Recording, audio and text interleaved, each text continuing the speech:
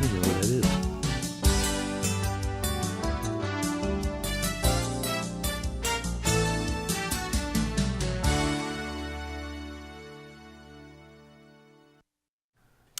Good evening, Ashland. It's Tuesday, May 15th, about 8:04. You're watching live coverage of election night coverage here in the town of Ashland. That's Peter Chisholm. Good evening. I'm John Featherston. The polls are now closed. It's still raining out, and for about the next 2 hours here at the WACA studios on Butterfield Drive, we'll be bringing you election night coverage of the 2018 special election.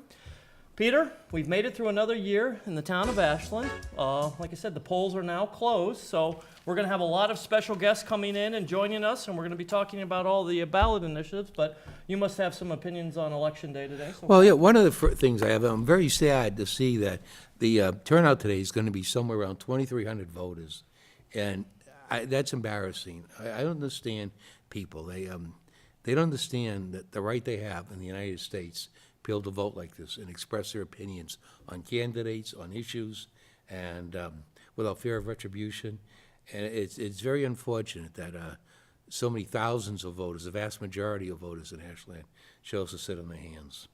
Well, you know, we've talked about it for many of years on our program, All Politics is Local. If you don't vote, you can't complain. And at 7 o'clock, we had just a shy of 2,300 voters in Ashland. I'm hoping that we had a lot of voters, you know, late night voters coming home from work between 7 and 8. But, I mean, even optimistically thinking, we might be about 3,000, and we have over 11,000 registered voters here in Ashland. So, but we're going to have a lot to talk about. Like you said, we're going to have a lot of exciting guests coming in. You know, the candidates are coming in. We should have Michael Herbert, the town manager, joining us in the very near future. The new Senate president in the state of Massachusetts, our senator, Karen Spilko from Ashland, is supposed to be joining us. 8:30, State Rep Jack Lewis is going to be joining us here as well. So we've got a lot to talk about, but And we do. We had some important issues today, too. Yeah, we did. Not only the marijuana issue, but the idea of voting for the money to do the planning for the new Minden School, possible replacement or renovations, the Valentine property vote, the battle for selectmen. So, you know, we had some, you know, we might not have had as many contestant races as we've had in the past. We had some important issues, and the selectmen's race is always very important. yeah, it's very, very important. And if anybody out there is having live, you know, questions, you want to call in, you can call into the WACA studios. We can try to patch you and take your questions or answer them over the air. Like I said, we're going to have a lot of candidates coming in and talking about the issues. But, you know, probably, you know, the big issues at today's election are the ballot questions. And the Mendez ballot question, the Valentine property, and then the marijuana question, I mean, are the three biggest issues. I really would have thought that these questions would have brought out the voters. I'm really kind of shocked by, you know, we don't have the official numbers yet, but we do have the estimated numbers.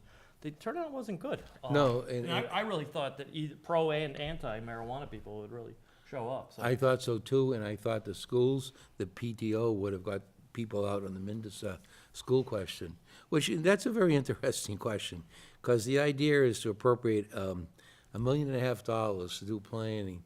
To find out, should we replace it, renovate it, remodel it, and anyone who knows anything about the location and the condition knows you're going to have to get rid of it. Well, anybody with the gift of sight can Yeah, see- I know. would acknowledge the Yeah. fact that that the Mendez school Yeah. needs to be renovated or we just Tear need it a new down, school. build a new one, yeah. Yeah, I had the pleasure of talking to a couple of the WACA crew members, and first I want to give accolades to WACA. I mean, they've planned a great program for you guys tonight. There's a lot of great footage coming up. One of the biggest gems in the town of Ashland is WACA. Your better half, Barbara Chisholm, runs the station. Her and her team, Todd Carter, Paul Bowden, Allison, Rose, the rest of the crew, they just do a phenomenal job, and we can't say enough good things about what they've done, and they're one of the core values of Ashland. So thank you to the WACA, and you can give them some likes on Facebook, because not only are we doing this live on WACA television, we're also doing it live on Facebook. We're Facebooking live this, and then we're also doing this on the live stream app from the Town of Ashland app. So there's many different ways that you can watch this program, and like I said, if you want to participate, please call into the station as well. Let's talk a little bit, as I said, your eyes tell you that we need a new Mendez school. So Yep. I'm, very confident in saying, of course, that's going to pass I would tonight think so, yeah. as well. Two, before our guests come in, I mean, what were your questions on the Valentine property and the marijuana? Well, the Valentine property, I can understand the need for the question and, the purchase of the property. And I think the town's making a good decision there. The marijuana question, I think, is a bit more controversial, though I think that the town is going to vote overwhelmingly to ban marijuana shops. You do? I You think think it's so. going to be overwhelming? Yeah. I don't think But it's going to be overwhelming. Yeah, it might not be, but I think so. But the funny thing is, half of the people that probably voted, half of the people voted today, 60 or under, probably smoked marijuana when they were in college, when they were in high school, after school, when they were working, and now they're voting no. And, it's like, I don't know. Try to explain it to me. And that could be a whole show right there. Yeah, Like I've a asked some of them. former user Yeah. now voting no. Why? Yeah, And why are you voting, Right. why are you voting to ban it? And and then some people, of course, voted against the question because they realize the value of the tax revenues that are going to be coming, because I know Framingham's already voted to allow marijuana shops, and I believe Millis might have last night. well, I don't think voting. Framingham's officially done it. I think They've set aside they've set aside a zoner, portion of it, yeah. but I don't think they've actually Yeah. agreed to do it. But I mean, I think that they see the dollar signs Yeah. With the proximity of Route 9. And yeah, everything. and Millis does too. You're right. I believe Millis did last night. So I think that vote's going to be a little bit closer than most people think. Let's give kudos to the candidates, because you and I have both run for elected office Yeah. before and held elected office positions. You've even won. What's that? You won too. I've won a few. Lots, Thank you. Thank you. Some might say that I haven't won, but for moderator, I Yeah. have to say, I served with him as a selectman, and I've seen him grow in his role as a moderator. Adam Schuster's done a great job. He did an excellent job He's at done a town great meeting job. this year. He's done a great job. Well, the speakers, absolutely did. So I think, of course, that's a shoo-in. He's running Yeah. unopposed, but I don't see any write-ins going in with him. We have two incumbent selectmen that we're running, Yolanda Greaves and Rob Shearer. And we also have another guest who's going to be joining us here in just a minute or two, Jay Higgins, who is running for selectman. He's going to be joining us live in studio in just a couple minutes. Assessor, another devoted volunteer to the town of Ashland, Steve Greenberg, running unopposed. So thank you to Steve for doing that. He's done the assessor's job for quite a few years, and Yep. in my opinion, I think he's done a pretty good job over the years on it. School committee, once again, two, key assets to the town of Ashland, Kathleen Bates and Mark Terry. Mark's very good. Mark's, Yep. very, very good. So they Yep. were running unopposed again as well, so we thank them for their service. Library trustees, another important role, Carol Ambacher and Laureen Bulwell. They're running unopposed as well, so we thank them for their service. A board that I know just a little bit about, the Board of Health, had 3 uncontested races. KG Narayana and Christopher Daniels are running for the full 2 years. 2 of those are running for the 3-year seat. And then Diane Mortensen, who worked for the Board of Health for many, many years and is filling the position of her deceased mother-in-law, Penny Mortensen. She's running unopposed, so those 3, we can expect those. We can expect peace will be reign on the board now. Oh, very much so. That once Very, they, very much so. I mean, I think the goal of the board is to get back to doing public health, and we'll leave the rest, is the history of it. Yep. And we can talk about that at another time. Housing Authority, Dick Maher, Richard Maher officially is he's on the ballot. He's been a great asset to the Ashland Housing Authority, which I also serve on, so I'm excited to see. I was on the Housing Authority Were you years really? ago. Okay. Yep. Wow. I served a term. I got to tell you, it's a great board that we have, and Yeah. we do a lot of good. We've actually put a lot of time and money and investment into the Housing Authority. We've been renovating some of the bathrooms and some of the apartments in there, so it's good. So it's great that Dick Maher is going to be reelected. And then hopefully both of these gentlemen will be joining us live in studio too. We had a contested race for planning board. Planning board, right. I mean, really, we didn't have too many contested races this year. Eric Gepperlein, who is also on the Housing Authority, is running against Philip Williams, who used to be our energy manager in town as well. So not too many contested races, but it's important that we had somebody running for all these seats because, these are important seats in the They town are. of Ashland. As we always talk about on our program, all politics is local. Yep. the most important election you can ever vote in is your local election. And people say, oh, you know, the presidential. No. Donald Trump, Hillary Clinton, Barack Obama, George Bush, it's not going to change yours and my life. Other than a war, they're never going to change our lives. But your local school committee can affect your child's education. Your local board of selectmen, your board of health can affect, you know, the way you raise your family and everything like that. And, you know, as you opened up the program tonight, talking about an election where less than 3,000 people are going to, these are the elections that matter. These are the elections that define the quality of life that you're going to have for you and your family. So, I don't know, with that, we're gonna step away for a quick minute. We're gonna take a quick short break, and then we're gonna bring in one of the selectman candidates, John Higgins, and we're gonna come back with that. You're watching election coverage on WACA-TV. That's Peter Chisholm. I'm John Featherston. We're here for the next couple hours. We'll be back in just a couple minutes.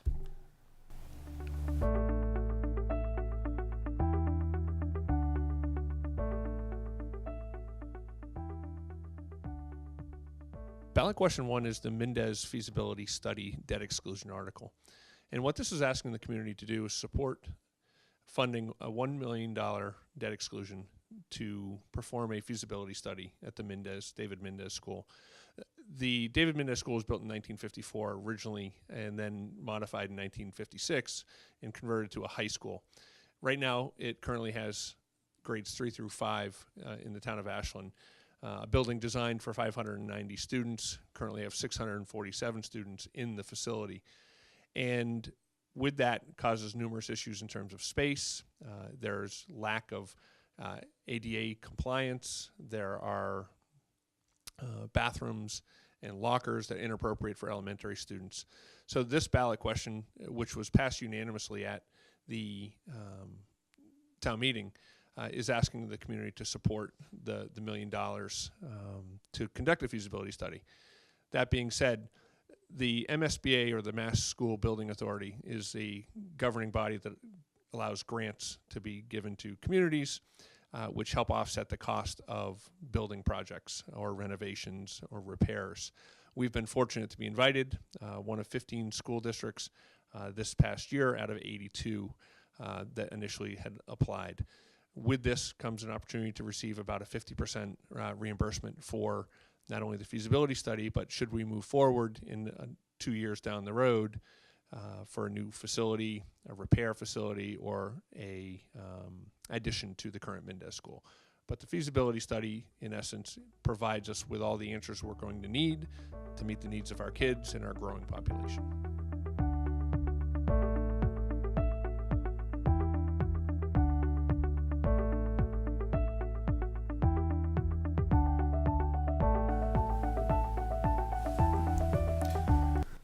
Hey, we're back on election night coverage. It's 8:17 on Tuesday, May 15th. You're watching live election coverage of the Ashland election, live from the WACA studios over on Butterfield Drive in Ashland. He's Peter Chisholm. I'm John Featherston, and we're joined by a very special guest, a man who's had a very long day running for office in the town of Ashland for the Board of Selectmen.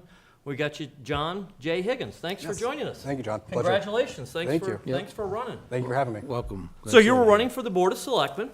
Why don't you first introduce yourself a little bit to the town of Ashland and give a little background, and then we'll talk about your race. Sure. So a little background about me. My name's Jay Higgins. I've been in Ashland for 2 years now. Prior to that, I grew up in Milford. I went to high school at Marion High in Framingham, and I graduated from Framingham State. I'm an Air Force veteran. I did 3 years in security forces, and I was very happy to get out and come back to the Metro West area. Great. We're glad to have you here. Wow, quite the impressive resume. Oh, thank you. We won't hold the Milford thing against you here in Ashland or anything like that. So tell us about your day. It started early, I assume. You got some sun today, it looks like. Yes, sir. I got a little bit of sun. I wish I'd used a little bit more sunscreen. I was there at the polls from 7 to 8, open to close. Talking and to as many constituents and citizens of the town as I could. I had a great day. So go ahead, Peter. Yeah. So you mentioned earlier, you originally, I know you said Milford, but you see your family now lives in Worcester. And you mentioned you'd gone to Framingham State. Our commencement's in Worcester this year at the DCU Center. Oh, really? And I was over there today. We had a walkthrough because Yvonne Spicer, the mayor of the city of Framingham, is going to be our commencement speaker. And my role is to, help her, meet her when she gets there and kind of handle her, be our handler for the morning while she's there. And when is that? It's this coming Sunday, May 20th. Oh, nice. Yeah, 9 o'clock. That's fantastic. Yeah, at 9 Mayor o'clock, Spicer is yeah. a wonderful woman. I think she's going to do great work in Framingham. Yeah, she's off to a good start, and so I was over there, and kind of had to come back in the middle of the storm. I made it. I couldn't even see at times. It was very heavy rain. It was rough. I stayed outside as long as I could in the rain and the thunder and the lightning, and then there was one crack of thunder that finally got to me, and I ran to my car for shelter for a few minutes. So what got you the bug? You woke up one morning and said, you know what, gosh darn it, I'm going to run for selectman in the town of Ashland. Tell me how you got to here. Well, I think it starts with my decision to move to Ashland. I was living in Worcester while I was going to school in Framingham, and I finally was at a point where I was able to settle down, purchase a home, and there was no better place for me to go than back to the Metro West area and back to Ashland. So I think that's where it starts. I wanted to get back into a community that really had a strong sense of caring about your neighbors and things of that nature that you don't necessarily see in bigger cities, but you do get here in Ashland.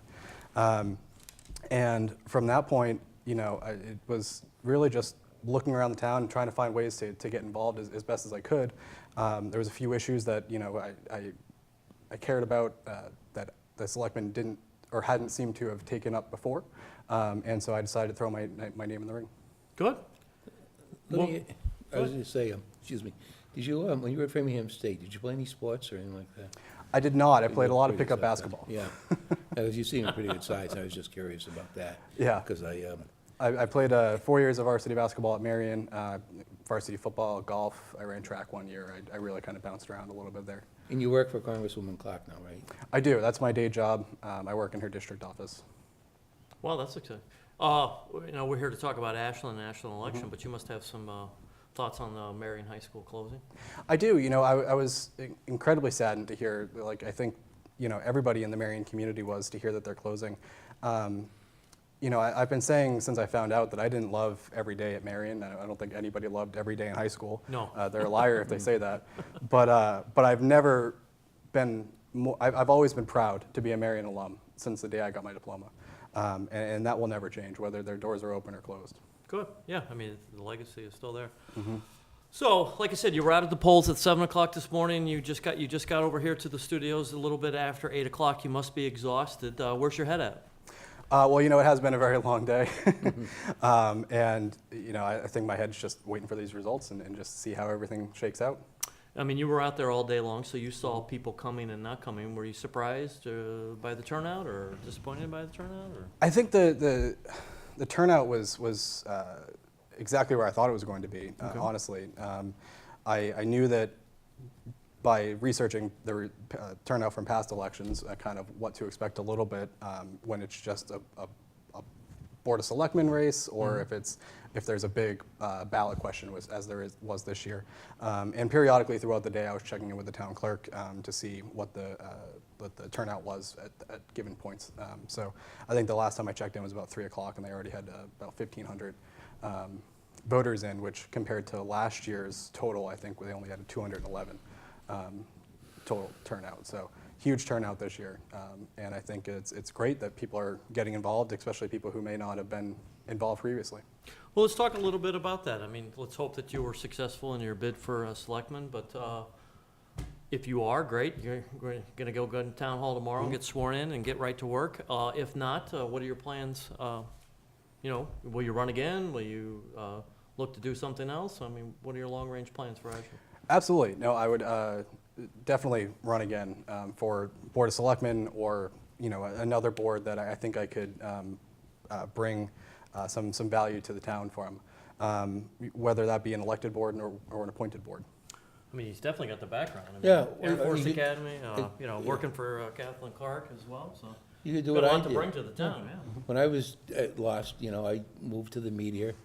John gave me a very large contract, and I'm still paying for and it. I've been away for several months, but I'm back now. We're going to be We're glad to have you back. Yeah, some state office holders back, on the show, and think we'll be having some pretty interesting shows coming up on All Politics Local, our regular show. But now, I noticed you mentioned your parents are here. Did they help you with the polls at all today? Or? They did. So I was there at 7. My parents were there a little before 9 with some breakfast, which was much needed. Yeah. So that was very nice. And they were there through the end, and they're still here. They're incredibly supportive, and I'm very, very lucky and blessed to have the family support that I do. Both my sister and my sister-in-law came as well. My 5-year-old niece was holding signs and screaming, vote for Higgins. And That's nice. That's great. yeah, it was a real family event. You do get a nice family support, you know. Yeah. You know, people think it's, it's easy and it's simple. It's hard to run for a race. It's, there's a lot of lonely days and, long nights, and you got to do this and that. And, and on top of it, you got to go to work tomorrow. Absolutely. Or you got to go to work yesterday, too. Yeah. So there's a lot that goes into it. Any closing thoughts for the town of Ashland? I was speaking with I think some of your cameramen earlier at the polls, and I just like to reiterate what I said, which was just that I'm very grateful to the town of Ashland for giving me this opportunity, but also to my opponents, Rob and Yolanda, for running a civil and amicable race. This was always respectful, and there was never a bad thing said, at least publicly, about anybody. And I think that some of our leaders at higher levels could maybe take a page from the Ashland political playbook. There you go. Yeah, you told that the is a truth. very good comment, yeah. Yeah, isn't that the truth? For Any sure. closing thoughts for Jay?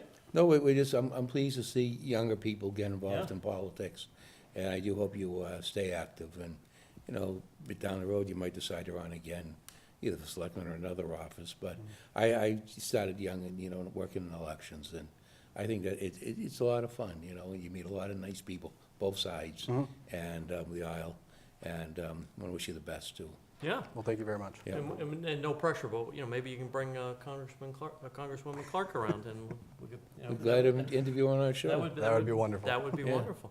All right. Hey, congratulations. You ran a great race. We're very proud of you. Thank you for running, and best of luck to you. And we'll hopefully you can stick around a little while, and maybe we'll have some of the results. If not, you can watch the live coverage here on WACA-TV. Absolutely. That's Jay Higgins. He's running for selectman here in the town of Ashland. Kudos to him for doing it. You are watching live coverage of WACA's election coverage. We're going to take a short break here now, and then we're going to have the Mendez Middle School principal, Michael Carr, join us next. We'll be back. You're watching live election coverage on WACA television.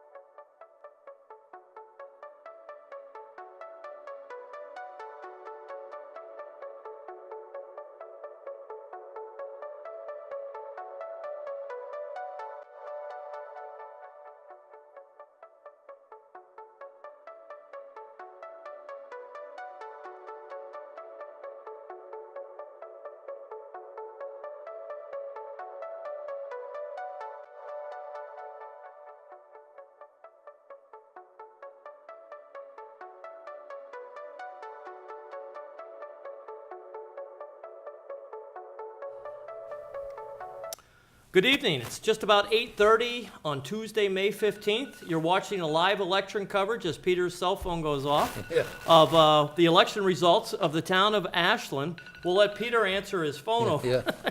Probably late for dinner or something Yeah, I know, like I that. know. And we're going to talk a little bit about the Mendez ballot question. And we've got a very, very special guest joining us. You got the Yeah. call there? It's my alarm, take my pill. Oh, you take it. There you Yeah. go. That's what the pleasure of live TV with Peter Chisholm is old age. never boring. It is never boring. But Principal Kyra, thank you for joining us here at the election program. Let's talk a little bit about the day and the Mendez ballot question. Yeah, thanks very much for having me. I appreciate the opportunity to be here tonight. So it's certainly a big day for Ashland students. It's certainly a big day for the Ashland community, particularly the students who will eventually come through grades 3 through 5. So right now, we're just anxiously awaiting these results. I'm sure everybody is as anxious as I am in terms of finding out whether or not the feasibility study will be passed. Well, let's think positively and assume, and you should never assume, but that it passes. Paint a picture for us. 6 months, a year out, what are we looking at?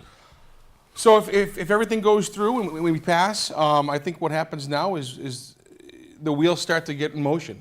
The feasibility study will pass, and we have a committee of individuals together that will be the Mendez School Building Committee, which consists of some very highly intelligent individuals that are in the field of architectural engineering, design, education, and that group of individuals will work together to work with the folks who are conducting the study, and hopefully we'll be able to come up with a viable solution for what we'll do moving forward with the school. I mean, there's a few different options. We can renovate, we can repair, we can rebuild.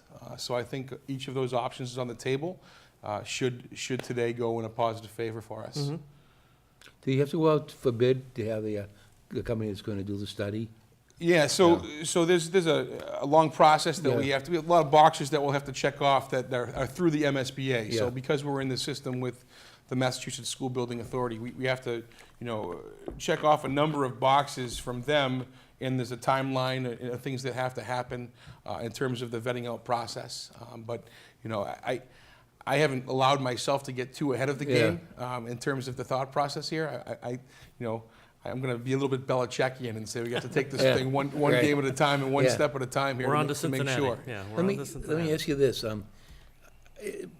If the studies come back and they say, you need a new school, would you even want to hazard a guess as to what the reimbursement percentage could be from the state? Yeah, I'm not really sure. I think Mr. Adams has supplied the town with a lot of different numbers of reimbursement numbers that have happened for various school projects that have happened, within the last 5 to 10 years. Yeah.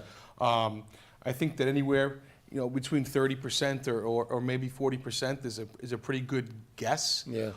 But to say something with a great deal of certainty it would really be, not the right thing to do Right, for yeah. the community. Could it be better than that? Perhaps. Yeah. But I think we have to just see where the numbers fall and see what the plan, how the plans lay out for us. One of the interesting questions my children graduated from Ashland High School last year in 17 and off to college now. So I don't really have my pulse on it. But what are the kids thinking?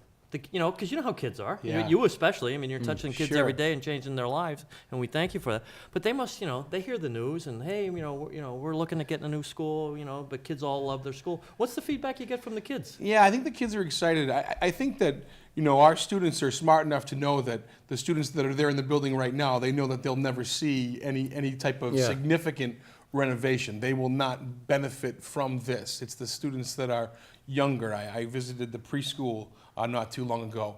The students that are at the preschool right now would be the students that would really benefit from this. I have the fortunate opportunity to live with the kindergarten student right now. My child Anna is 6 and she's at Warren School in kindergarten, and she knows that she might potentially be able to be in a renovated building or a new building or a building that has significant repairs done to it. So she's excited. She thinks this is a pretty great thing. But the kids in our building, I think they just realize that they go to school in a building that could use to be fixed. Yeah. And they want it to happen because they want their teachers to be able to benefit from it. Sure, yeah, that's good. Let me ask you this, what grades are at the school? 4 Sure. through 7 or through No, we're actually grades 3, 4, and 5. 3, 4, and 5? Yeah. And what grades are at the Warren School? Warren School is kindergarten, Yeah. 1st grade, and 2nd grade. I see. And so 3, 4, and 5. That's good. I noticed, in fact, how education's changed through the years. Sure. A process. There's a sign at the Warren School now. They have a bulletin board they have outside in the street, screening for kindergarten students, May Yeah. 22nd, whatever the date is. And I laughed. When I went to kindergarten, there was no screening. You just went, And I guess they want to talk to the kids, Yeah. ascertain their personalities, Sure. whatnot. But it's just, everything's so much more involved today. Well, that's what I wanted to talk a little bit Yeah. about. Like I said earlier in the program, well, what do your eyes tell you? Of course, we need to renovate that building or Yeah. maybe even build something new. Because, kids learn so much differently than, Yeah. people might say Peter and I never learned anything. But kids learn so much differently. And I think it's important that the kids do have a clean, nice, up-to-date, modern, I think it's a core value of education for any of us in town. The Ashland High School, award-winning Ashland High School, it's not old yet, but it's getting older, and you start to see it a little bit. Even today when I was up at the polls voting earlier today, I'm like, oh wow, we could, maybe we should look at this and we should look at that. But I just think it's essential, especially at a young age, and you work with the young kids every day. How much does that affect your work environment and your teaching environment? I think one of the things I said many times when I've talked to parents, I've talked to community members who have come to visit the school, it's a shame that our building doesn't represent the 21st century education that we're providing to our students. Right now we've got some amazing things happening, and we have innovative educational practices that are taking place in our building on a regular basis. But if you were to walk into our building, you wouldn't realize that until you really spent some time because of what you're looking at. Right. And we've got a makerspace right now in our library that our librarian Lisa Lamphere has turned around the program in the way students are receiving education in a 3 to 5 libraries, not the way you received it, even 10 years ago, let alone 64 years ago when Mendez was originally built. We've got green screens right now in our computer lab. And unfortunately, the building is not designed to handle that type of infrastructure. The building is not designed to handle that type of technology. We blow fuses on a regular basis because we can't handle everything that we want to do. We have students that are using Chromebooks regularly. We have teachers that are incorporating technology into their everyday practices, but we have to limit the amount of time we're using things because we just can't handle it as a building. I think there's other things too. The space crunch. You don't have opportunities necessarily in the building right now to have students collaborate with different classrooms the way you want to. We don't have that joined, combined space for kids to get together and meet. Because of some of the things that we've had to do to handle the space crunch, we can't bring the enrichment activities into the building that we want to do anymore. It's beyond the actual repairs that need to happen. It's also impacting how we provide the best appropriate education to the kids, because that now with education and the way things have changed, the best environment to provide anybody is a collaborative environment, and we don't have the space for kids to do that.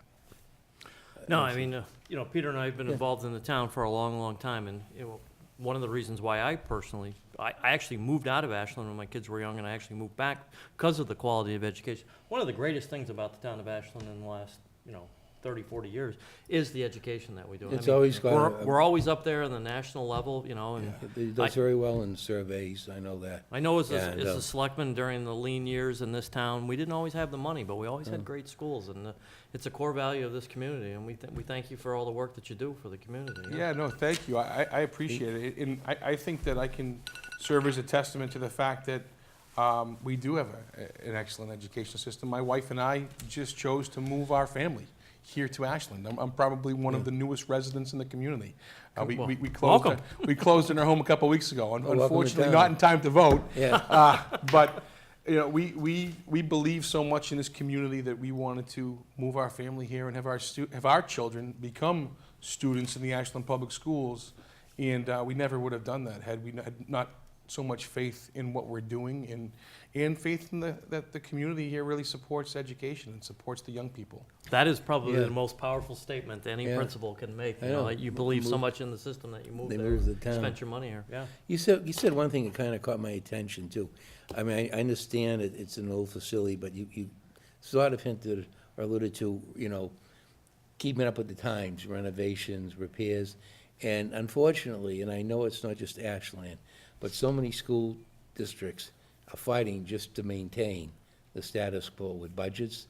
I work at a university in Framingham State, and up until a few years ago, we didn't, we weren't making the repairs. Now, our administration finance vice president has gotten funds, and it's part of the administration's, Governor Baker's administration policy too, in capital projects to try to start renovating facilities too, because they show signs of wear.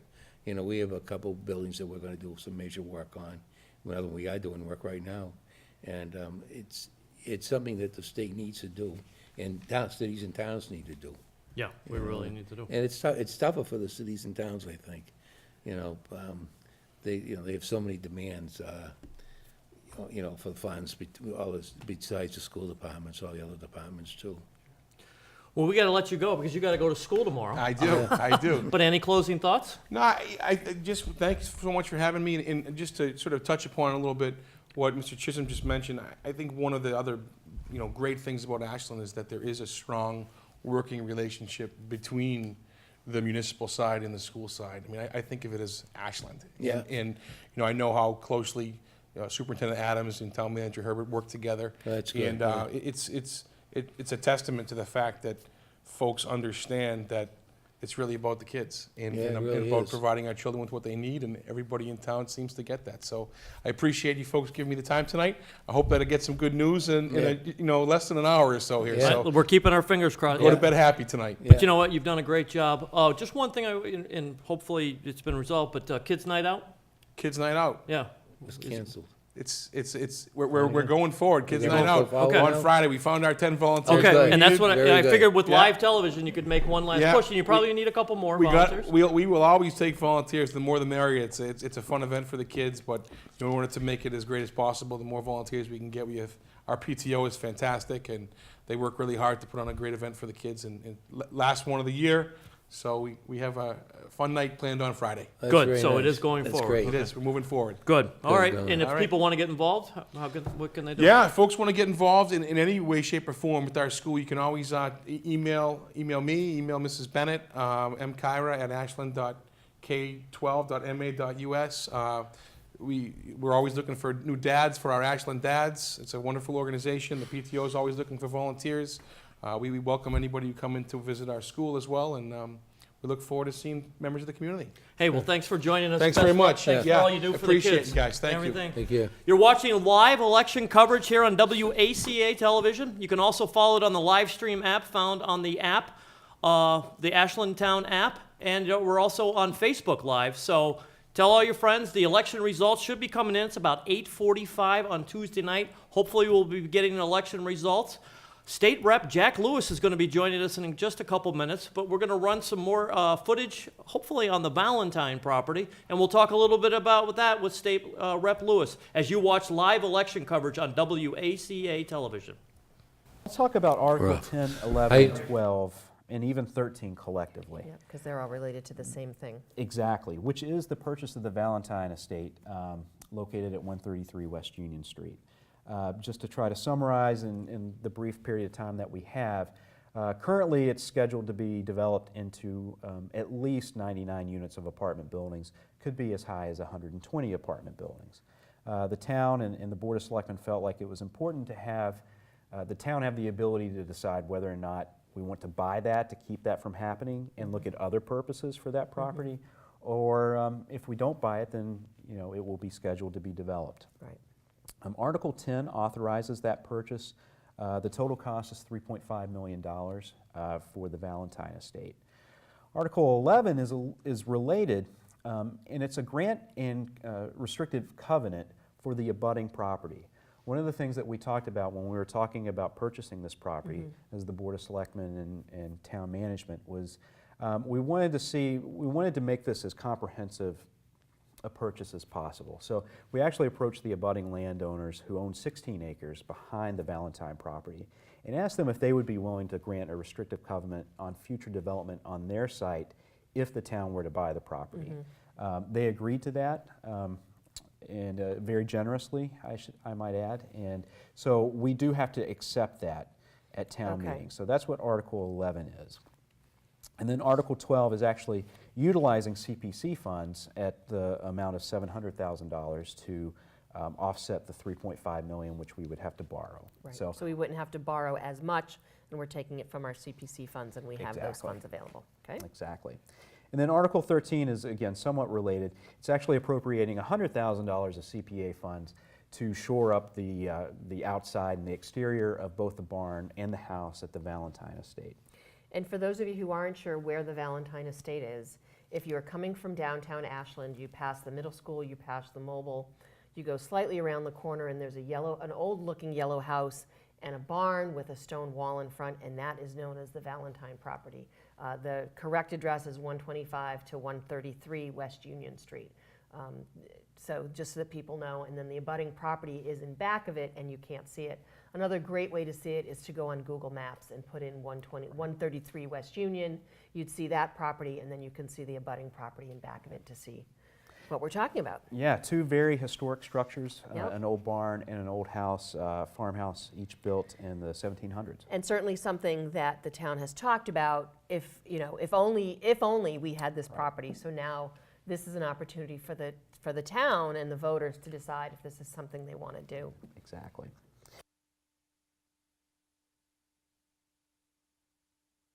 Hi, welcome back to live election coverage from the WACA-TV studios. It's about 8:47 on Tuesday, May 15th. The polls are closed. We're waiting for the election results. The town clerk, Tara Ward, will be texting us the results when they're live. That's Peter Chisholm. I'm John Featherston, and look at this. We've got two very VIP guests in the studio. Town Manager Michael Herbert and State Rep Jack Lewis. Gentlemen, thank you for joining us. Well, thanks for having us, John. You know, Michael, it's probably today's the finish line. Yes. And you get to sleep tonight, and then you wake up tomorrow morning, you got to do it all over Do again. it all over again. But Repeat the cycle. Let's talk about that, though. I mean, congratulations. Another great year. I'm a big fan of everything you and your administration are doing here in town. Let's talk a little bit about the last year and your thoughts on the election. Well, I appreciate it. Thanks. Appreciate your support, John, for everything that we're trying to do. I think, one of the things that we're really trying to do as a community is find those areas of common ground that we can find, where we can bring together diverse constituencies, people who might not necessarily agree on everything. Again, trying to pinpoint those things that we can agree on and using that to build a base of a community from. And I think we've done a lot of great work in those regards over the last year. I think just in terms of service delivery, doing things like increasing firefighters, adding a new human services element, which both of those actually were critical with the most recent storms and fires that we had. And then community development projects like the Riverwalk project, downtown revitalization. The corner spot certainly has been really successful. So I think people are really starting to feel that momentum and seeing that, we're actually getting things done and getting things accomplished, and that's really kind of infused the town, I think, with a sense of excitement. And I think a lot of community pride, too. I mean, I got to tell you, when people say, "Hey, did you see the Globe? Did you see the story about the corner spot in the Globe?" Or did you see? And we'll talk a little bit about Cadillac Paint and the efforts that you've done as well too. And people see it, and it's genuine excitement, and it's town pride. And there were a couple of years in town where the headlines weren't necessarily great projects, and that's the ebb and flow of any town and everything like that. But I mean, you've definitely brought a good vibe to the town, and it's professional, it's moving forward, and like I said, not everybody's going to agree with everything that's going on, and you and I have disagreed on a few things over the years and stuff like that, but we've been able to work together and move the town forward, and kudos to you and your administration for that. Any thoughts, Peter? Yeah, well, no, I agree with what you said, and one of the things I'm really excited about is the Cadillac Paint. Removing that eyesore, and I'm waiting to see the park that goes in there. And the thing that amazed you, when they tore down the building, I said, my God, look how much land there is there. I know. Because, it was just, the frontage was just the building, and you didn't see what was behind it. And it was really something to see. Yeah. That, and of course, Corner Spot, I'm very excited about, because I know Beth very well. I'm on a couple committees with her, and I know how hard she's worked in economic development, and to get that up and running. And I'm so pleased to see it doing well, and, I guess it'll be in use regularly during the summer, and it'll be a great meeting place for people in town, too. Absolutely. Yep. Well, Rep. Lewis, if we could talk a little bit about your involvement with Cadillac Paint, and people probably see the headlines but don't necessarily all understand it. You were vital in working with Mr. Herbert on getting money for the Cadillac Paint. And let's talk about the park and what's your thoughts on the Cadillac Paint being gone and now potentially a park being there. Excellent. Well, thank you so much for both of you for having me on the show, and Michael, thank you for everything you do. Thank you. As I was telling you before, I was just talking about Ashland earlier with some folks from the town to our north, Framingham, and Ashland is alive. When Ashland has an idea, you follow through, and that's a testimony to your hard work, to the other leaders in town, and I think Cadillac Paint, the Corner Spot, these are just examples of when this town puts its mind to something, they do it. And I remember shortly after being elected having a conversation. It was my first state budget, and I was still figuring out, I don't think I had been assigned an office yet at the State House. So all the freshman reps are still together, we're figuring everything out, we haven't been assigned committees, and I have a meeting with you, and I say, I'm gonna have this opportunity to advocate for something locally. And you started talking about Cadillac Paint, and started having conversations with colleagues, and it became the major local ask in that year's budget. And then to see town meeting a couple months later, allot the necessary money, in addition to the $50,000 from the state, to really make it happen. Cynically in the back of my mind, you always wonder, when am I going to see the bulldozers? When am I going to see the bulldozers? And then fast forward a year, standing there in the field with, well, actually both of you, and two of my kids running around, to see that bulldozer take down that first building is really a testimony to what Ashland is and what it does. It has a vision, it secures the funds, and sometimes it gets behind a bulldozer, and sometimes it puts up a barn on the corner. And so this year, having conversations with the new chair of House Ways and Means, I was able to say, I was just at this place last week, there with my kids, bulldozer taking down these buildings. This is a town that puts its money where its mouth is. What would it mean if we put $50,000 in the state budget? In the grand scheme of things, with a $40 billion budget, $50,000 here, $50,000 there, it all adds up. But for me, being able to share that story, it meant something. And I was happy to be able to secure another $50,000 in the state budget, the House budget, and we'll continue to fight to make sure that money actually comes to the town. But I mean, it's a great point that Representative Lewis makes, in that, $50,000 might not make a big difference in the state budget, but for a project that costs $350,000, that's a significant percentage. Sure. Oh, yeah. And so now we're talking not just about $50,000, but Representative Lewis has been able to secure 50, and looking like we're going to secure another 50,000 too. And I think the ability to, again, forge those types of partnerships and know that your partners are going to bring something to the table and give it their best effort, just like you are every day, just like you are with the Board of Health, just like you are at Framingham State, just like you are in the State House. When you coalesce behind, like you said, that common vision, and you start amassing that force, that's when you can really start accomplishing things. It's an incredible thing to watch and be a part of. It's not only the government itself, but I think sometimes when people feel good, they'll get involved in something else. And I just happen to think of it because I've seen a couple of their recent shows.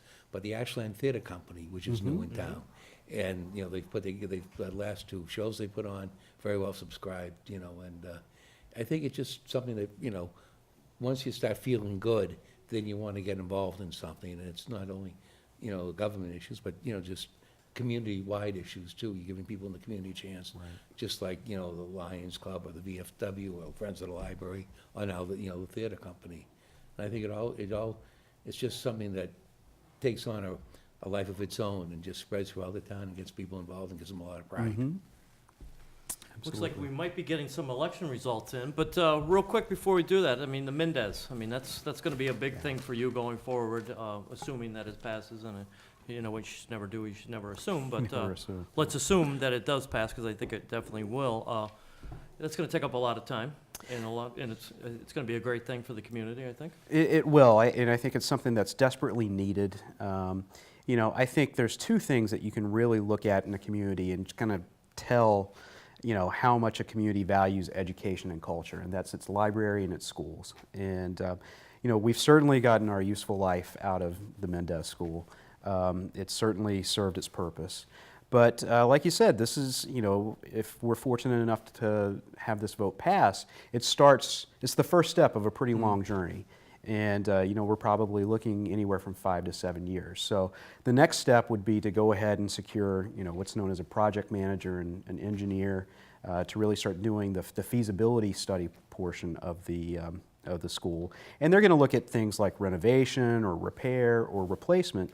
And at that point, they'll have a recommendation or a series of recommendations, and we'll take the next step at that time. But at least we'll be taking that step knowing that all of these different options have been explored. And I think the important thing is that it keeps us on track to getting that state funding, which will add up to the tens of millions of dollars. Well, a little bit of breaking news here. No official words yet, but we do have Precinct 1 results. Adam Schuster in a landslide because he's running unopposed. It looks like he's going to win the moderator race in Precinct 1. Yolanda Greaves and Rob Shear, 292 for Yolanda, 277 for Rob Shear. John J. Higgins, 172 in Precinct 1. Precinct 1 totals for the Valentine property, overwhelmingly 354 yes, 88 no. Ballot 2 question, that was number 2. Mendez, overwhelmingly 355 to 82.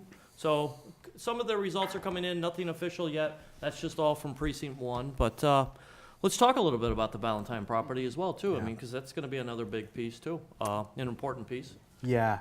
Yeah, sure. Could I chime in about Mendez for a second? yes. One of the things I try to do on Mondays is go to the senior center for lunch. I make it maybe 95% of the time, and when I'm not there, I get a text to make sure I'm okay. But what I've been impressed with around the conversations around the school is talking to seniors at the senior center on Mondays during lunch, talking to friends in the Greater Ashland Lions with me, and then also going to town meeting and seeing parent after parent stand up and testify in favor of this project, even though their own kids aren't going to benefit from it. And so to hear seniors talk about this being a school maybe they went to or their kids went to, and how they're in favor of it, even though it's not going to touch them directly, maybe indirectly through great-grandkids, and then to see parents talk in favor of it, even though their own kids aren't going to benefit from it, I think gets to what I was talking about before about this town of Ashland I'm getting to know in this new way. It doesn't seem to matter if you have a direct connection, because everyone seems to have a direct connection. And I didn't hear the conversations at the senior center around, you know, all this money for Mendez, I'm not going to benefit from it. Instead, I heard these stories of, oh my gosh, that school was around way back when. I can't believe it's still there. Or I get a workout when I have to walk from one end to the other end. And to hear the community come together. So I'm optimistic, like you are, around the result based on just these data points I've heard around town. Even my kids who went to school there and are no longer in the Ashland school system off to college, I mean, when they went to school, I'm like, oh, geez, this store needs to be replaced even then. And we were kidding before the program started tonight, a lot of the crew members here, they all went to school there, and the school needed to be done. But, you know, and we were talking about it with Principal Kira before, is that, you know, even with all of those challenges, the Ashland school system, I think, is the one core value that binds this community. Agreed. You have any thoughts on that one? Absolutely. I think, you know, education is something that benefits not just those people in the schools, but the community as a whole. And, you know, I think for such a long time there was such a divide here between, you know, the schools and, you know, what people would classically refer to as the town. And I think we've really made a concerted effort over the last few years to start, you know, really telling the story and crafting the narrative that, you know, if the schools are doing well, us as a community as a whole does well. And when, you know, on the municipal, you know, end of things, when we're doing well, when we have strong services and when we have a, you know, strong community development projects and things of that nature, then the schools benefit as well. So we're really starting to develop this symbiosis. And I think, you know, we're seeing that, at least, you know, with Precinct 1, that kind of coming through, not just with the Mendez vote, but also with the Valentine vote. Again, that's one of those things, you know, John, you started you know, talking a little bit about the Valentine property, and you know, it wasn't, you know, it was really more about, it wasn't about stopping a development project. It was more about preserving our ability to make our choice and determine our own future and chart our own future. You know, I think there is a lot of housing fatigue, not just in Ashland, but in Metro West in general.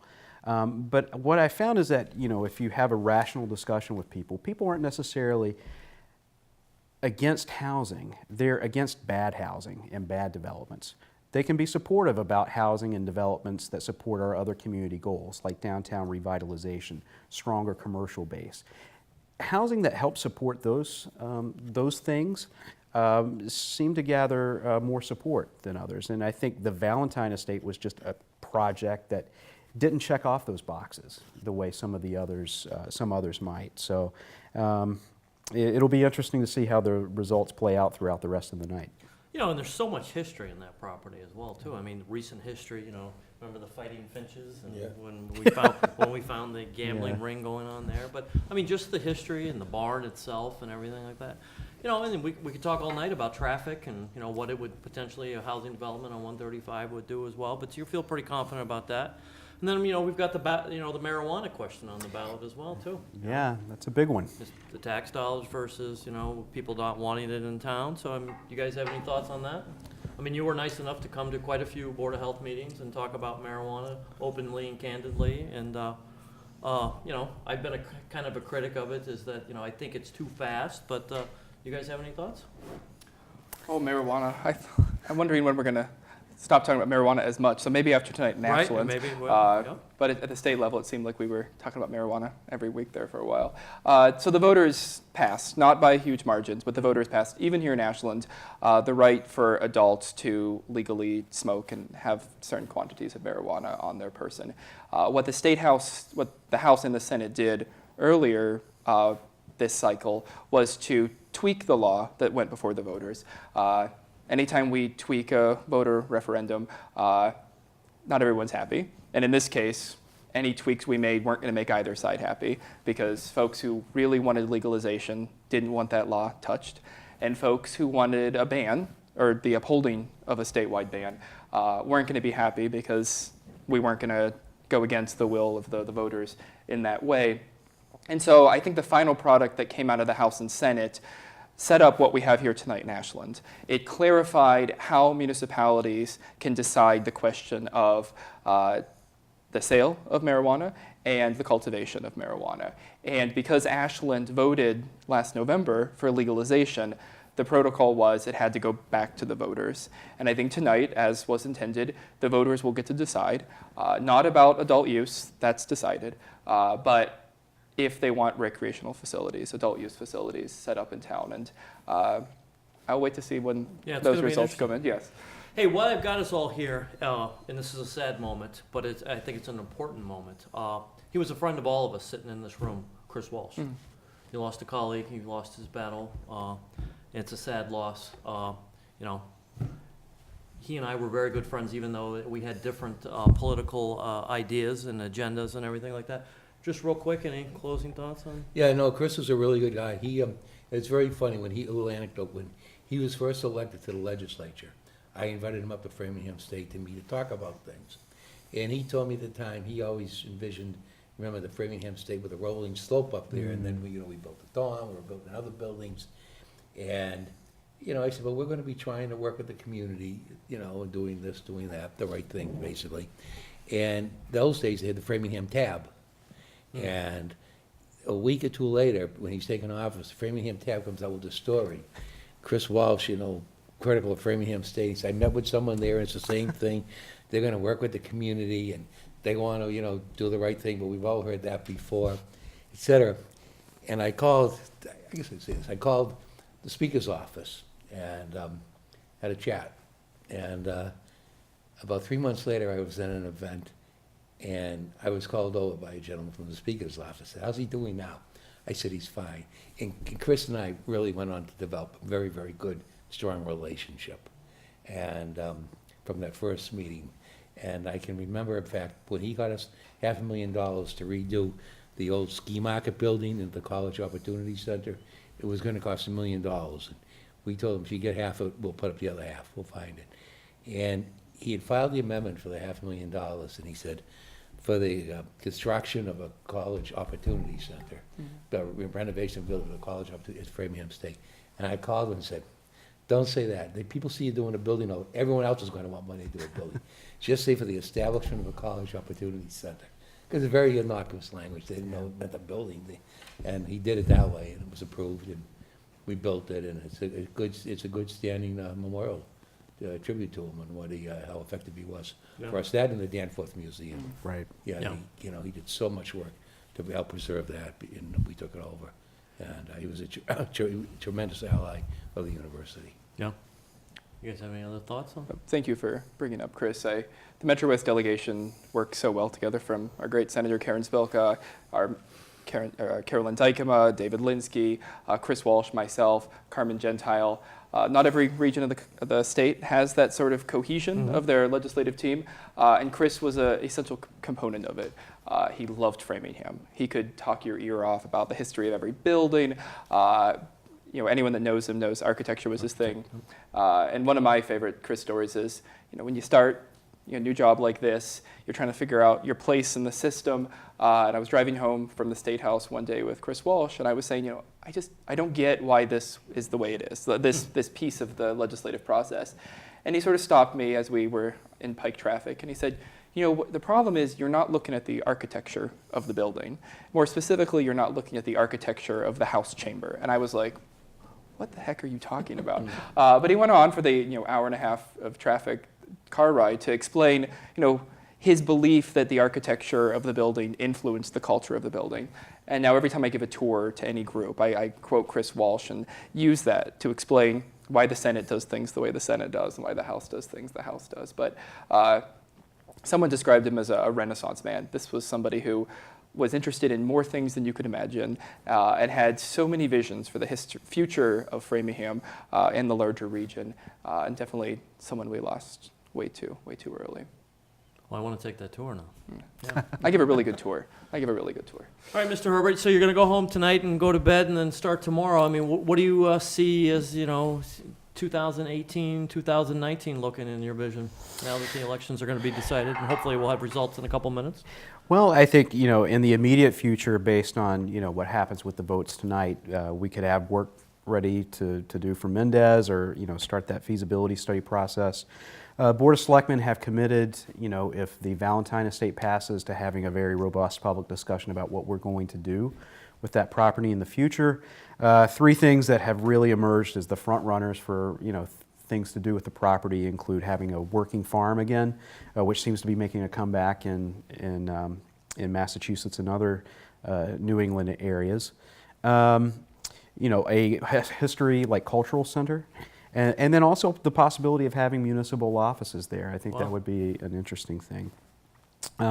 Moving forward, other projects, we still have the final cleanup of Cadillac paint. We need to do some final soil remediation, start the process of a park. They just pulled an underground storage tank today, which fortunately we knew about and had planned for. So that process, the Riverwalk project, that work will be going out to bid, so you'll be seeing construction start on that project over the summer. Oh, wow. The next phase of downtown engineering, we'll have a final downtown design that we'll unveil to the public and make some final tweaks. And then the new issue that really we haven't talked much about recently, but we've talked about always in the background over the last 10 to 15 years, is a new public safety building. We're currently in the process of trying to acquire some land for that building. And Senator Spilka, and I'm sure the rest of our Metro West delegation, which I'll have to echo what Representative Lewis said, works tremendously well together. Has been kind enough, and we're fortunate enough that she has inserted $25 million into the bond bill for the construction of that project. So it still leaves a gap of engineering funds which we would need to come up with, and we would be looking at doing that probably in the fall as well. Great.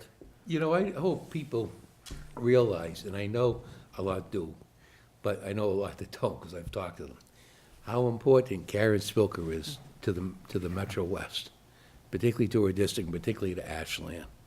And when she's now on the verge of becoming Senate President, that's going to be just a tremendous shot in the arm for the region, because I think she'll be able to help with development projects. She'll be able to influence, certain types of development policies regarding this region. And I think that's going to be a really great thing. And as myself and my little contribution to Ashland, I have a note on my desk to call the District 3 Engineering Office. There's a pothole at Pond and Elliott on Route 126 that I'm tired of hitting. And Sounds it's like not a, local ta- issue. it's, I'm gonna put it on your hands. no, I want to get this pothole fixed, and I'm determined to do that. I don't know if you guys probably may not be familiar with it, but I go through it every morning, and half of the time I forget and I hit it. Right. It's not very big, but it's deep, and that's my goal, to call the District 3 engineers and get that taken care of for the next Well, week. in So 2020, Peter, they're going to do a new road. I they're know. going to have a new road, so I know. we're still scheduled for Yeah. that, so that's good. But it's been an amazing journey to watch, just admire Senator Spilka's career. 'Cause, Yeah. I mean, I first met her, when I was on Ashback and she was on the school committee. Yeah. And the one thing, I was joking with her and her husband, she hasn't aged in like 25 years. Yeah, I mean, I know. she looks just the same, if not better today than she did 25 years ago. She doesn't age, and she hasn't had being the chairman of Ways and Means is not easy, or dealing with you and me over the years hasn't Yeah. been easy as well either. But I mean, it's just amazing that the little town in Metro West, is the home of the Senate President. Yeah. And kudos to her, and she's a class act. And Absolutely. it's great. We're very And we're very fortunate to have it.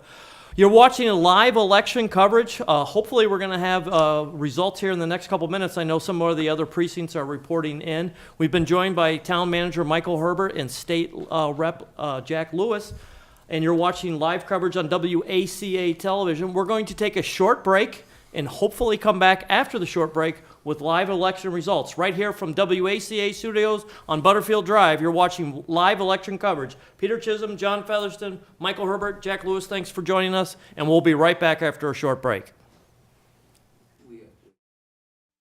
The Ashland Opt-Out Committee is asking Ashland residents to vote yes to opt out of recreational marijuana shops in Ashland. Voting yes to opt out at Ashland Town Meeting on May 2nd and the town election on May 15th supports the health and safety of all Ashland youth. Commercial recreational marijuana products come in the form of sodas, candies, cookies, and other edible products. These are potent products that are appealing to youth. Communities with recreational marijuana businesses in Colorado have the highest rates of youth marijuana use in that state. Approximately 2/3 of Colorado communities have opted out of recreational marijuana businesses. Commercialization of recreational marijuana products in a community increases social acceptability, reduces perception of harm, reduces perception of disapproval, and increases access and availability to youth. These are all factors that contribute to youth substance use. The use of marijuana by teens increases the risk of marijuana addiction and mental health disorders. 1 in 6 teens who use marijuana become addicted to it. According to an analysis of student survey data by the Metro West Health Foundation, marijuana use by teens is associated with an increased risk of depressive symptoms, self-injury, suicidal thoughts, and suicide attempt. Please vote yes to opt out of recreational marijuana shops in Ashland to support the health and safety of all youth. For more information, visit our website at www.ashlandoptout.org.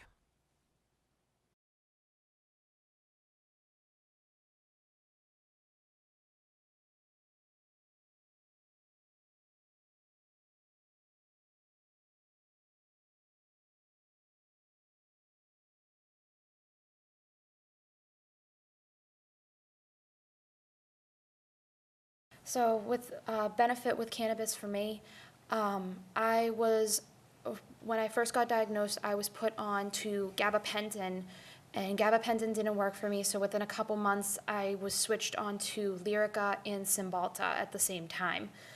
And within a year, I wound up being hospitalized due to mental health issues caused by these medications. And it was the scariest time of my life, and I wound up being on Cymbalta for another year after that, and I recently just weaned myself off of it, and the only reason I was able to do it was because I had cannabis in my system.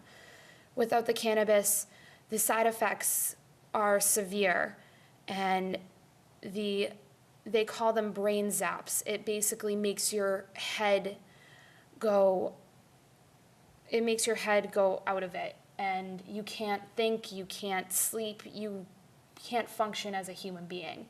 So with cannabis, it helped me wean off of those medications, and I feel so much better now that I'm not on those medications. I feel more like a functioning human in society. And you are, and we are all working people, we are all tax-paying, we are all your everyday, normal citizens of Ashland. That's part of what I want to say is through this committee forming, I have met all kinds of people, not one that you would have ever said, oh, there's a person who uses cannabis. And that's the shocker. To bring this conversation out is for us to be able to recognize that many people in our audience here probably, at least in high school or college, experimented. It's not a totally unfamiliar thing to us, but we wanted to be able to educate you and realize that it's very much a part of our society now, and it's a legitimate medical product. Right, and I think it's, the distinction is that it's not just medical, that right now is on the table because we do have a business owner looking to come in, and there is going to be one in Southborough that's opening and one in Framingham, and if we don't allow this, we are going to limit ourselves to, one, a business owner that's willing to take that risk of the company being shut down when we can't do the adult use side, and two, other towns are going to be benefiting from us going to those towns to, get our medicine, or even if it's adult use, to be able to go in there. Hi, I'm Todd Carter here for WACA-TV. We're here at the high school for Election Day. Behind me, some cars are coming in as people get ready to vote. And we have some people over here with signs. Polls opened at 7 a.m. They'll be closing at 8 p.m. and we hope to bring results to you soon. I'm here with Yolanda Greaves, a candidate for selectman up for re-election. Yolanda, any words for the voters today? I just hope that everyone gets out and votes. I know that they won't be seeing this when we're out for the day, but not only are there races, but there's 3 ballot questions that are super important that people get their input on. And as a town, the more people who vote, the better off we are. This is your first time being in the election, running for selectman. How is the experience? It's been a lot of fun so far. I've learned a lot, and I've gained a lot of experience so far in the past couple of months. I'm very excited that we've hit election day. I hope that everybody gets out and votes today. I'd love to see a huge turnout. And I would like to thank both of my opponents, Yolanda Greaves and Rob Shearer, for a civil and amicable race thus far for the Board of Selectmen. Hi, I'm here with Cindy, who is holding up a sign. What's your sign for? It is for yes on number 2 to save the Valentine estate. We are hoping to have the town of Ashland purchase the Valentine estate. This is a one-chance opportunity for the town to do that, to avoid approximately 130 apartment buildings, 4-story apartment buildings being built on the site, because that has already been permitted. And we believe it's very important for the town to preserve this very, very historical house and barn. There's a long legacy in the town with respect to this property, and also the neighboring properties have agreed to restrict building on the additional 16 acres behind that property to avoid any this type of development going in the future, and that would run in perpetuity. That would run with the land. Hi, we're here with Betsy Emberly, and just wanted to know, why are you voting yes on number 3? I am voting yes for a variety of reasons, but probably the Top reasons include that I have a lot of training with social norms, and I have concerns about the perception of our youth if we allow a retail recreational use outlet in Ashland. And I'm totally comfortable with a medical dispensary, but a retail outlet is a different story for me. And I also think that the legislature has a lot more work to do before some of the kinks are ironed out, so we're not really ready to take this step. Hi, I'm here with Ryan Turncliffe, and I just wanted to ask you, what's the atmosphere like out here today? No, I think it's pretty good. Everyone's coming out to vote, which is nice to see. The sun's still out, so we're having some good banter amongst the candidates and on the topics. So far, so good. Yeah, hope more people come out to vote. Oh, it's an exciting time. It's Jay's first time in this political arena.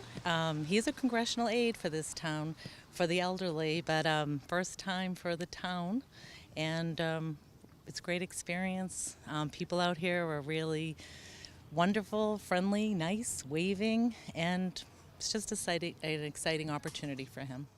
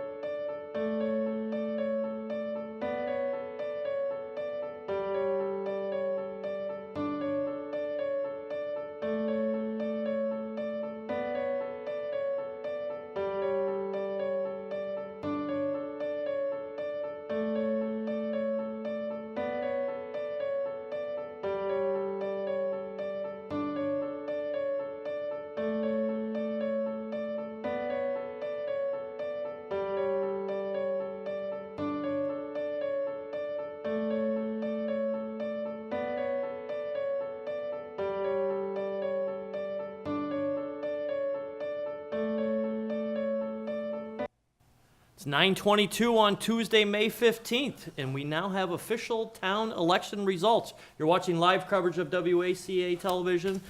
Peter Chisholm, I'm John Featherston, and we've got two special guests, the two re-elected selectmen in town, Rob Scheer and Yolanda Greaves. Congratulations, both of you. Thank you, John. Running re-election. You guys will probably be very interested in these because you guys will have to start working on these tomorrow.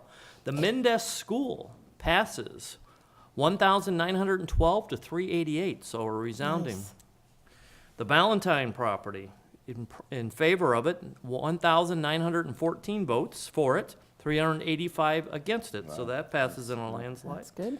And the marijuana ban opt. Yes votes, 1,352, no, 989. So any surprises there? I wasn't sure which way the marijuana was going to go. I thought it would have been a little closer, actually. But That's kind of where I thought. I mean, what are your thoughts? I would actually say the same. I thought it was going to be, if it was going to be yes, I thought it was going to be a much closer. But I actually thought that the no's might get the vote out, but as we all know, if you don't get the vote out, it doesn't happen. Nope. In fact, I was telling John earlier in the evening, it's interesting because the folks that vote on the marijuana question, you say anyone 60 or under, 65 or under, probably a good percentage of them used to smoke marijuana when they were in school or working or at some point in their time, in their lives, and just either decided to quit or they might still do it for all I know. And I think it was funny how so many of them, we have to ban these stores or whatever, and I just thought it was kind of funny, like after they haven't smoked it themselves, and for whatever the reason, maybe they thought they could make Ashland a little island, because obviously some of the surrounding towns are going to be selling marijuana, and the kids are still going to get it. But hey, it's democracy. The sad thing is, it sounds like with what John mentioned, the total vote today was under 2,500 votes, and we talked about that to open the show. And that's unfortunate, that people just don't vote. About 22, 23% Yeah, of you the know. voters turned out. I personally was hoping for a higher vote. I think the turnout, I think with the number of questions that were on the ballot, and important questions, Yep. that I really thought more people would get out and vote. I think the weather this afternoon had something to do with it. Sure. Right at 5 o'clock, 5:30, as people were getting out of work and maybe planning on heading to the polls, it was torrential downpour. And I think that could have affected some of the turnout. In another contested race in town, I think it's important for the planning board. We had Eric Gemperlein and Philip Williams running. Eric got 775 votes. Philip Williams is the winner with 955 as well. So congratulations to both of them. Yeah. And just to acknowledge everybody else, because as we opened up the program here today, just the fact that we had everybody ran for an office, and we didn't Right. have a lot of contested races, but Adam Schuster, once again, is going to be our town moderator. He received 1,968 votes.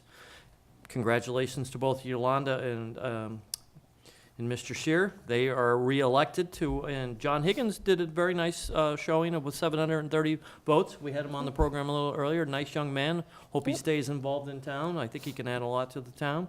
Steve Greenberg is re-elected. Don't have the totals, but he did very well. It looks like he got about 1,900 votes as well, too. And Diane Mortensen, no surprise, 1,872 votes for her run to replace the one-year seat left by the passing, unfortunately, of her mother-in-law.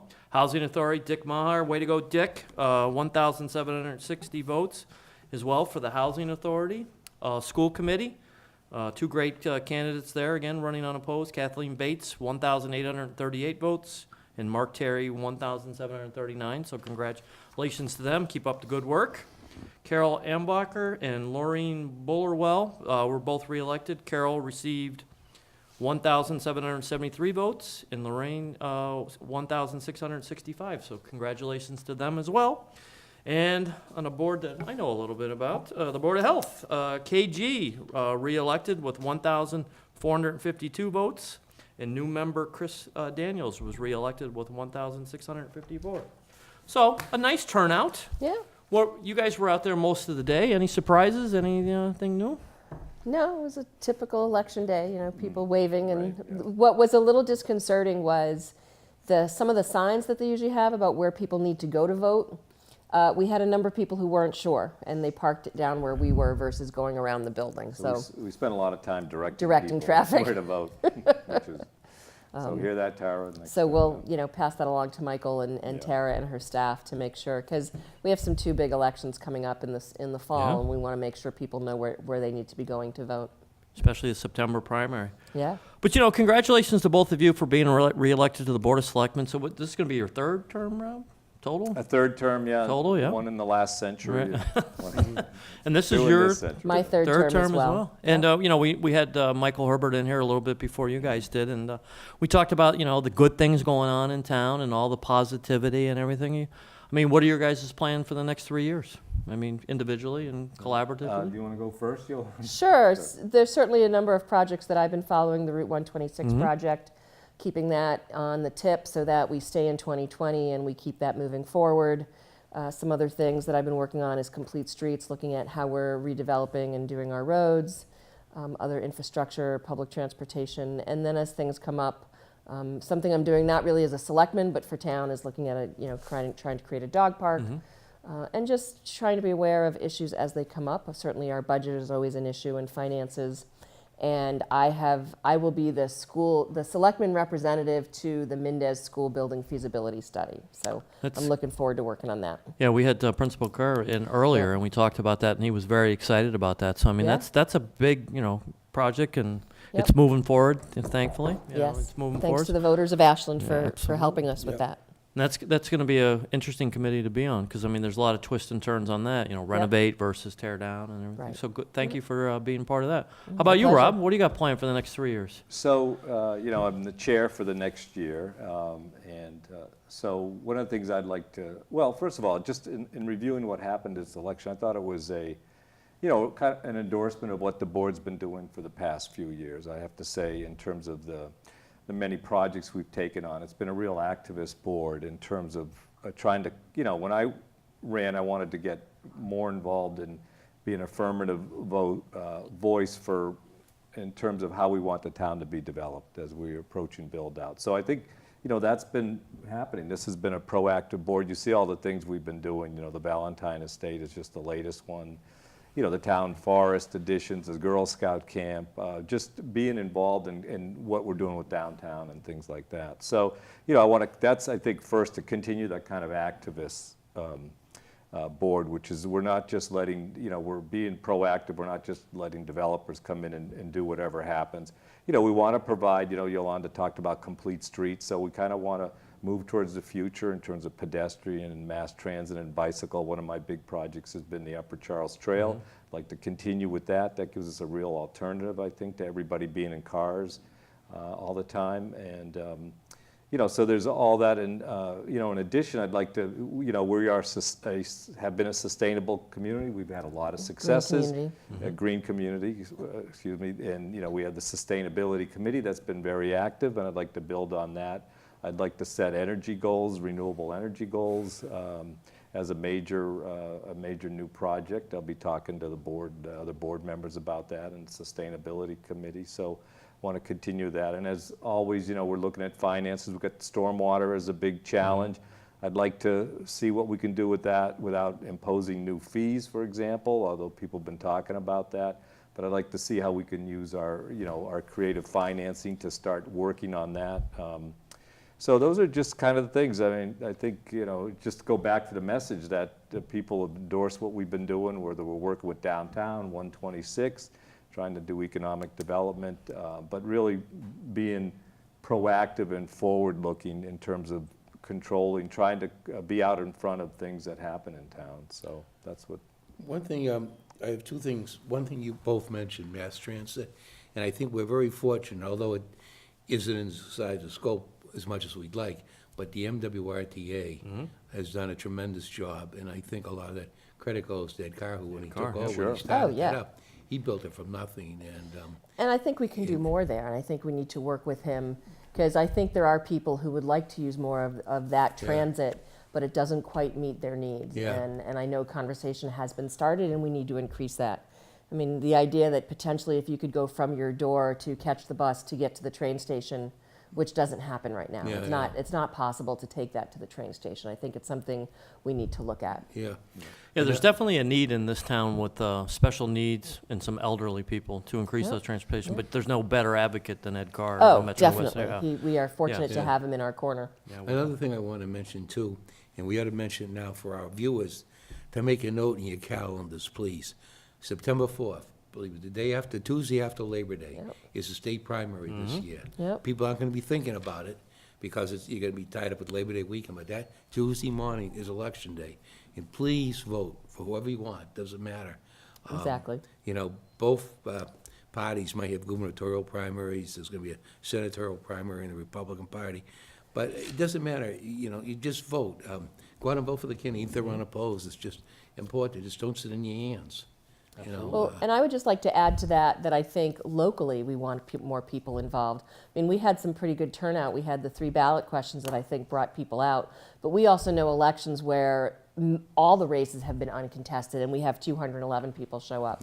So I know as I was heading into this election, my 3rd term, I was joking a little bit, oh, you know, hopefully I won't really have a race. But I'm actually glad there was, because I think it added to the conversation and it added to the discussion about what we're doing here in Ashland. And I know another thing that, you know, I want to do for myself in this next term is how can we increase that engagement and keep that engagement going? Because there are people who are not paying as much attention as maybe as they could be or should be, because as we all know, your local elections impact you more possibly than some of the federal and even the state elections. John said that That's right. earlier That's- tonight. That's why, true. that's why we do this. I do want to say, I do feel a little guilty about all the things we piled on people at town meeting and this election. I mean, I think we asked a lot of the public, and I think it turned out very positively, but, you know, I would prefer, I think, a town meeting that's not quite packed so full of items like that, and an election that doesn't have, so, I mean, sometimes it's unavoidable, but when you talk about public participation, you know, we did a lot of education and forums, and so, you know, the public really kind of came through on this as well. Very well attended town meeting. We'll talk about it tomorrow at our selectmen meeting. We'll recap all this stuff, but you know, we asked a lot of people of the voters, and they really came through with active participation. definitely. Adam did a good job running town meeting, getting through all that, and people came out and had a very civil discussion about, you know, the marijuana, which is can be a very emotional issue, and you know, so people did well. I'm actually proud of the kind of public participation. One thing I think that, you know, most people as they go through life, if your local leaders are doing okay and they're doing a good job, you're going to go on with your life and say, okay, they're doing good. And I think we got a bit of an endorsement here. I think the challenge is keeping people active and involved and helping do these things when we need help and feedback. You know, when I posted some information about the negotiation we're having with the medical dispensary, and it really started a lot of, on the Ashland, I do want to thank the Ashland Mass Bulletin Board and the moderators. You know, they did a great job in terms of keeping that civil, and there's a lot of good discussion that happened there. But, you know, when I posted that really brought out a lot of participation and viewpoints that really, you know, really helped this process. And so I think that's the key thing where, you know, we want the public to stay involved, whether it's building the Upper Charles Trail or getting involved in complete streets or the sustainability. Or a public safety building coming forward, the Mendez building, once we have that done. I mean, there's still, I mean, we're moving forward and there's a lot of good things going on in town.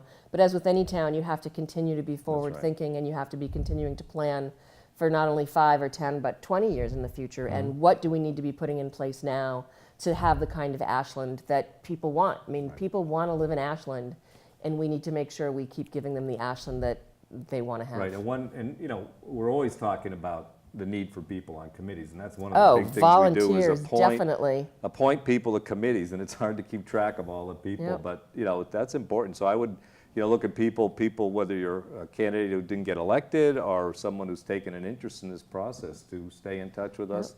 Go to the town website and see what committees you can be on, and that's really a great way to get involved. Well, But, you know, kudos to both of you, though, too, because, you know, a lot of people who don't know, they don't know. You know, this isn't your full-time job, but it is a full-time job. I mean, you guys got to both get up and go to work tomorrow, and then you have to come home from a long day at work and go to your other full-time job. And you know, when people don't agree with you, it can sometimes be, you know, difficult and frustrating and not getting people involved. But you guys are, you know, you're going into your 3rd terms. I mean, you know, kudos to you.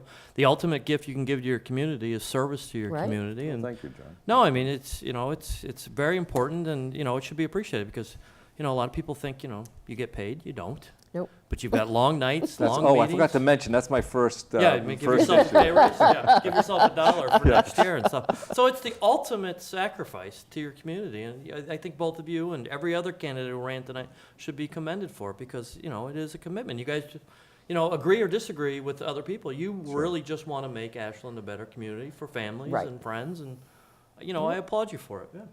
Any closing thoughts? They've had a long day. We should let them go home. They got to go to work tomorrow. I know they have, and we do too. Yeah. And, no, we do want to thank you again for running, and we wish you the best. Congratulations again. Thank you. We also don't want to forget Mr. Higgins. He's a young fellow, but Yeah. he did run. And, I mean, I've always felt, even though I always have my own candidates in a race, I like to see contested races. And, Yes. Well, I yeah, think, just you know, when can I just tell a little story? So when I heard that, I said, oh, no. Who wants to run?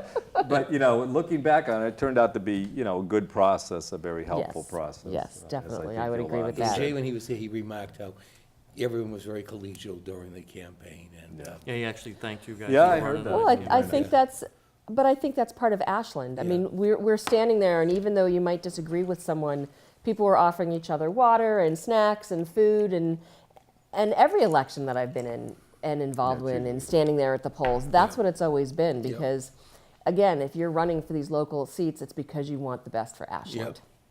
I have to tell you, my sign fell over and Yolanda put it back up, so I don't know. There we go. I don't know what kind of cutthroat politics that is. All right, it's over now, though. It's over now. It's done.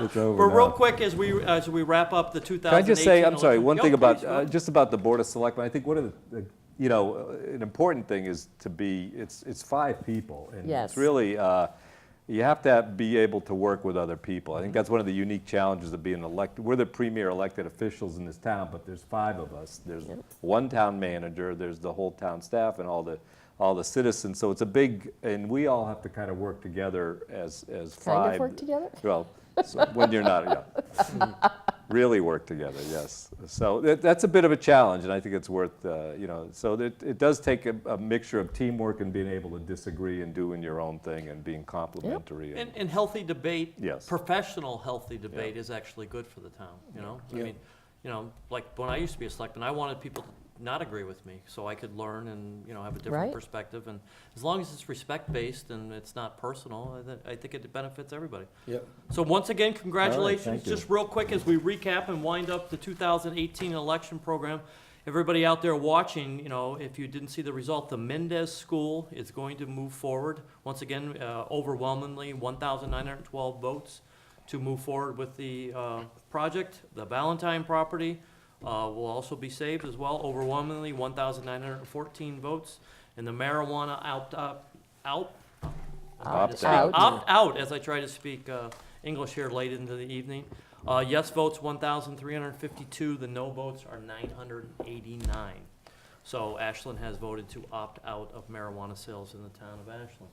Any closing thoughts? Recreational adult use marijuana. Recreational adult And- use, that is a very good point. And, you know, just. Very, very good point, Yolanda. And just to follow up on that, you know, we were negotiating the medical marijuana dispensary, so now, given that vote, it's gonna be interesting. Well, yeah, we'll have to see what the company wants to do. What do you think the timeline on that's gonna be?